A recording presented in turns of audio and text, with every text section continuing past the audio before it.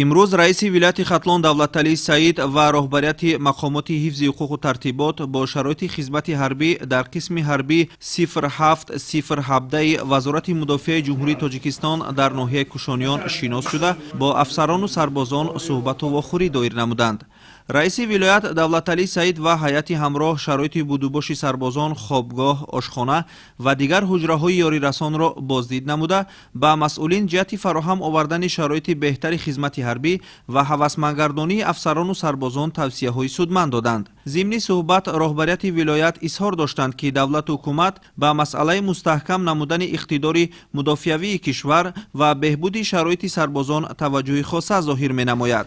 нигоҳ доштани омодабошии мудофиавии мамлакат ва фароҳам овардани шароити мусоиди хизмати ҳарбӣ ҳамеша дар меҳвари сиёсати давлат қарор дорад. таъкид шуд, ки сарбозону афсарон метавонанд ба ҷуз аз гузарондани машқҳои низомӣ ва тактикӣ, инчунин дар лаҳзаҳои мувофиқ ба китобхонӣ низ машғул шаванд. барои ҳамин ҳам раиси вилоят Давлаталӣ Саид ба муносибати рӯзи таъсисёбии қувваҳои мусаллаҳи ҷумҳурии Тоҷикистон ба қисми низомии 07-017 Вазорати Мудофиа дар ноҳияи Кушониён китобҳои пурмазмуни бадеӣ тақдим намуданд. зимни вохӯрӣ бо афсарону сарбозони қисми ҳарбӣ роҳбарияти вилоят сарбозонро ба хизмати аҳлонаву софдилона ба модарватан даъват намуда, зикр доштанд, ки дар замони муосир ҳар гуна равандҳои номатлуб пайдо шуда, барои бегона кардани ҷавонон аз арзишҳои миллии худ ва ба доми фиреб афкандани онҳо аз равишҳои гуногун истифода мебаранд. аз ин рӯ ҷавонони моро зарур аст, ки ҳушёриву зиракии сиёсиро аз даст надода, пайваста дар ободиву пешрафти Тоҷикистони соҳибистиқлол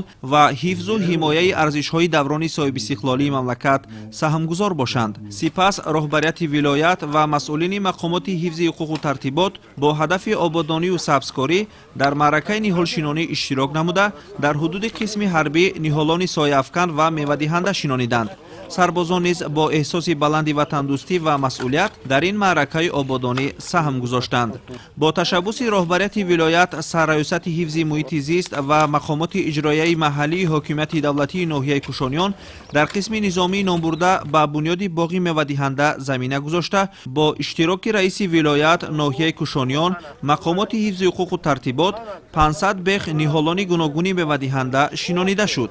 ҳамчунин ба ифтихори рӯзи артиши миллӣ дар ин қисми низомӣ ба сарбозону афсарон дастархони идона ороста шуд. дар ин тадбир низ роҳбарияти мақомоти иҷроияи ҳокимияти давлатии вилояти Хатлон ширкат варзида, бо сарбозон суҳбати самимӣ анҷом доданд. дар идома барои афсарону сарбозон аз ҷониби ҳунармандону санъаткорони ноҳияи Кушониён барномаи фарҳангӣ ташкил карда шуд, ки он бо суруду тарона ва намоишҳои ҳунарӣ рӯҳияи ватандӯстии сарбозонро баланд бардошт.